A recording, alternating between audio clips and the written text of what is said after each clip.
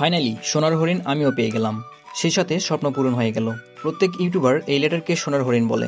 এই লেটারকে সোনার হরিণ বলার কারণ আপনি তখনই বুঝতে পারবেন যখন আপনি এই লেটারটি হাতে পাবেন। আসসালামু আলাইকুম, welcome to my first blog. অন্যান্য দিনের মতো আজ দুপুরেও পোস্ট অফিসে যোগাযোগ করার পরে জানতে পারলাম যে আমার অ্যাডসেন্স লেটারটি চলে এসেছে। গুগল অ্যাডসেন্স লেটার আসার খবর শুনে তো আমি মহা খুশি। এজন্য তখনই শার্ট প্যান্ট পরে লেটার আনার উদ্দেশ্যে রওনা দিলাম।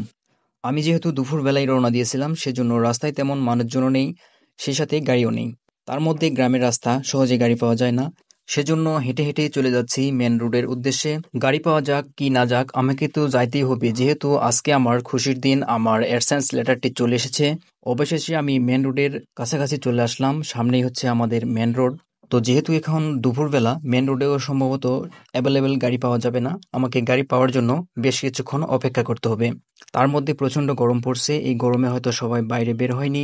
গাড়ির উদ্দেশ্যে রাস্তার পাশে দাঁড়িয়ে বেশ কিছুক্ষণ ধরে অপেক্ষা করছি, তবুও গাড়ি পাওয়া যাচ্ছে না।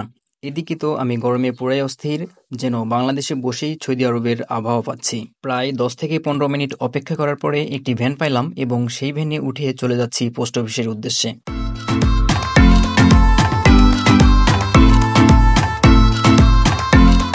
চলে আসলাম আমাদের স্থানীয় বাজারে। এই বাজার থেকে আমার যে মেইন গন্তব্য পোস্ট অফিস, সেই পোস্ট অফিসটি আরও 1 কিলোমিটার দূরে। এখান থেকে আবারও সেই পোস্ট অফিসে যাইতে হবে। চলে আসলাম পোস্ট অফিসে। এটাই হচ্ছে আমাদের পোস্ট অফিস। আমাদের মেন যে পোস্ট অফিস, সেটাতে সংস্কারের কাজ চলতেছে, সেজন্য এখান থেকেই তারা সাময়িক পোস্ট অফিসের কার্যক্রম চালাচ্ছে। সালাম আলাইকুম। আমার একটা লেটার আসছিল। পোস্ট অফিস থেকে এই লেটারটি রিসিভ করলাম। লেটারটি রিসিভ করার পরে আমি এত খুশি হয়েছিলাম যে ভাষায় প্রকাশ করার মতো না। লেটারটি রিসিভ করার পরে বাড়ির উদ্দেশ্যে রওনা দিলাম। এবার আর গাড়ি খুঁজতে হয়নি, যেহেতু সাথে ছিলেন আমার বড় ভাই, তিনি বাইক চালাচ্ছিলেন আর আমি বাইকের পেছনে বসে ভিডিও করছিলাম। আমরা দুই ভাই বাইকে যাচ্ছিলাম এবং অ্যাডসেন্সের বিষয়টা নিয়ে আলাপ করছিলাম। ঠিক এমন সময় আরেকজন বড় ভাই আসলেন এবং আমাদের সঙ্গে আলাপ করলেন। সবাই একসঙ্গে গল্প করতে করতে আমরা চলে যাচ্ছি আমাদের বাসার রাস্তার দিকে এবং ফাইনালি আমরা আমাদের বাসায় ব্যাক করলাম। সোনার হরিণটি নিয়ে আসলাম। এই সোনার হরিণটি হাতে পাওয়ার পরে এক অন্যরকম অনুভূতি কাজ করছে, যা ভাষায় বলে বোঝানো সম্ভব না। সবচেয়ে মজার বিষয় হলো বা আনন্দের বিষয় হলো যে গুগল থেকে আমার নামে গ্রামের একটা সাধারণ ছেলের কাছে এইরকম গুগল অ্যাডসেন্স লেটার পাঠিয়েছে। এর চেয়ে বড় আনন্দের বিষয় আর কি হতে পারে। আমার চ্যানেলে যখন $10 সম্পূর্ণ হয়েছিল, তখন আমি আইডেন্টি ভেরিফিকেশন করার অপশন পাই।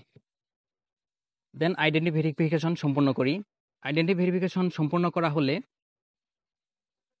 গুগল অ্যাডসেন্স থেকে আমাকে একটি মেইল করে এবং সেই মেইলে বলে যে আমরা আপনাকে একটি অ্যাড্রেস ভেরিফিকেশন জন্য লেটার পাঠিয়েছি এবং সেই লেটারটি আপনি রিসিভ করে অ্যাড্রেস ভেরিফিকেশন সম্পূর্ণ করুন।